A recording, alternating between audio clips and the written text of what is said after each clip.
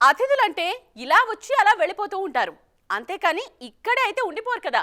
ఇప్పుడు తెలుగు ఇండస్ట్రీలోనూ ఇదే జరుగుతోంది. కొందరు హీరోయిన్లు గెస్ట్లా వచ్చి వెళ్ళిపోతున్నారు. కోట్లలో పారితోషికం ఇచ్చినా, కావాల్సినంత క్రేజ్ వచ్చినా వాళ్ళు మాత్రం మేము అతిథులమే అంటున్నారు. ఇంతకీ ఎవరు గెస్ట్ బ్యూటీస్? ఒక్కోసారి కొందరు హీరోయిన్లు చాలా తక్కువ టైంలోనే పాపులర్ అవుతుంటారు. రావాల్సిన దానికంటే ఎక్కువ క్రేజ్ తెచ్చుకుంటారు.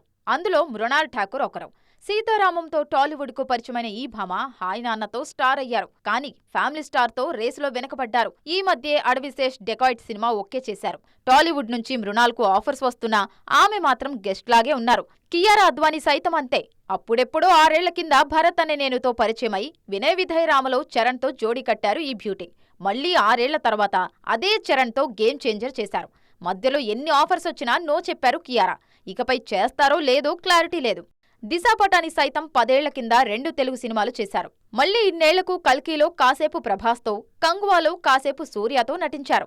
శ్రద్ధా కపూర్ కూడా సాహో తర్వాత తెలుగులో కనిపించలేదు. వీళ్లకు ఆఫర్స్ రాక కాదు, వచ్చినా కూడా నో చెప్తున్నారు కాబట్టే టాలీవుడ్లో గెస్ట్ హీరోయిన్లు అయ్యారు.